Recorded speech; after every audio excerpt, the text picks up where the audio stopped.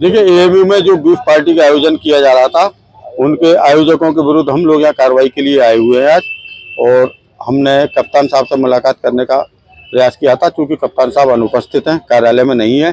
तो उनकी अनुपस्थिति में सीओ तृतीय अभय कुमार पांडे जी ने हमसे यहाँ ज्ञापन लिया और हमें कार्रवाई का आश्वासन दिया है। क्या हो रहा था अलीगढ़ मुस्लिम विश्वविद्यालय में बीफ पार्टी का आयोजन किया जा रहा था, जिसकी सूचना वायरल हो गई। नोटिस जो इन्होंने लगाया गया था सुलेमान हॉल के गेट पर, वो वायरल हो गया। उसके वायरल होने के बाद हम लोग यहाँ हरकत में आए, क्योंकि हिंदू समाज में गौ माता को माता का दर्जा दिया गया है, देवी का स्वरूप माना गया। हम लोग पूजा करते हैं उनकी। 33 कोटि देवी देवताओं का वास गौ माता के अंदर होता है। तो कहीं ना कहीं ये एएमयू के द्वारा हिंदू समाज की भावनाओं के साथ खिलवाड़ किया जा रहा है। समस्त हिंदू समाज को चुनौती दी जा रही है कि हम तो बीफ पार्टी करेंगे और आप अगर रोक सकते हो तो रोक लो। तो उसी को रोकने के लिए आज अखिल भारतीय करणी सेना के तमाम करणी सैनिक यहाँ पर आए हुए हैं।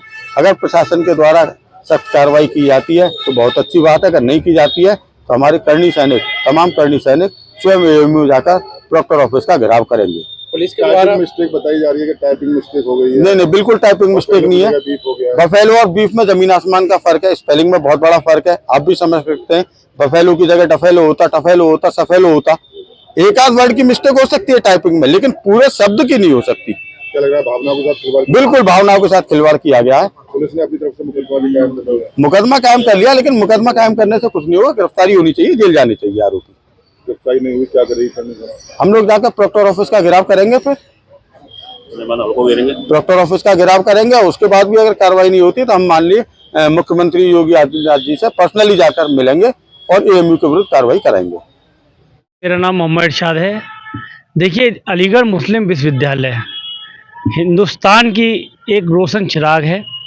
अलीगढ़ मुस्लिम यूनिवर्सिटी सर सैयद अहमद खान है, एक समझ लीजिए इसलिए बनाई थी यहाँ एक बच्चे तालीम याफ्ता हों, पढ़ें और दुनिया में और देश में नाम करें।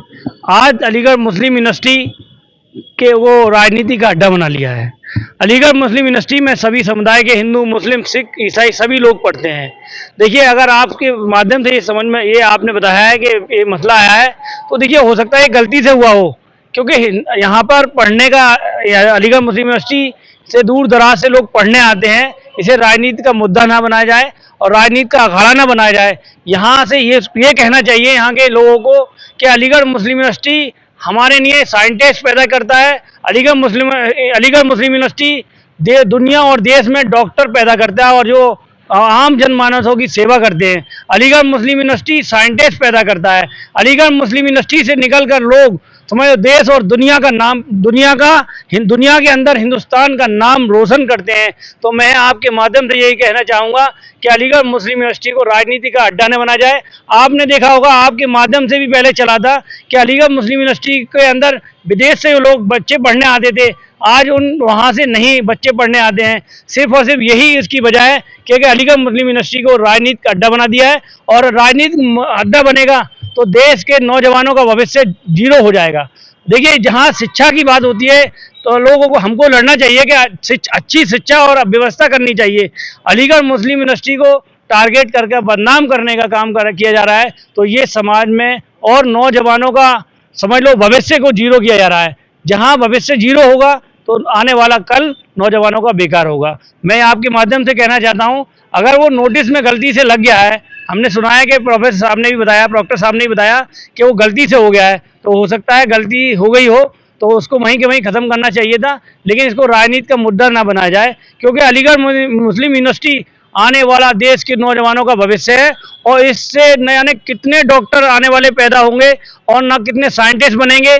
तो हम आपके माध्यम से यही कहना चाहते हैं कि अलीगढ़ मुस्लिम यूनिवर्सिटी को राजनीति का अड्डा नहीं बनाया जाए। देखिए, दिल्ली से कोई भी शाम को 6 बजे तक 5:30 बजे तक पहुंचाने के लिए कोई भी ट्रेन नहीं थी। ये अप में कानपुर शताब्दी रुकती थी, 1 साल से अप में रुक रही थी, लेकिन डाउन में नहीं रुक रही थी। इसको कम से कम 2 साल रुके हो गए। यहाँ पर डाउन में कई बार मांग रखी गई। अब के माननीय अश्विनी वैष्णव जी से, रेल मंत्री जी से अनुरोध किया गया कि जो दिल्ली से रोजाना के व्यवसाय वाले हैं, हमारे व्यापारी सर्विस करने वाले हैं, वो शाम को 3:40 में वहां से बैठेगा और 5:20 में यहाँ आ जाएगा। उसके लिए सबसे अच्छी और डेली यात्री जो हमारे हैं, उन्होंने भी ये मांग रखी कि शताब्दी डाउन में रुकनी चाहिए।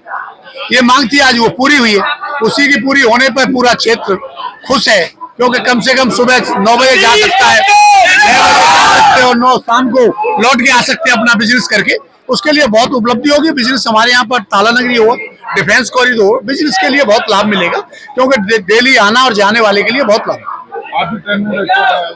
नहीं, मैं पहली बार आ रहा हूँ तो मैंने कहा ट्रेन में आया हूँ, अब शाम को शताब्दी से मैं वापस लौट जाऊंगा।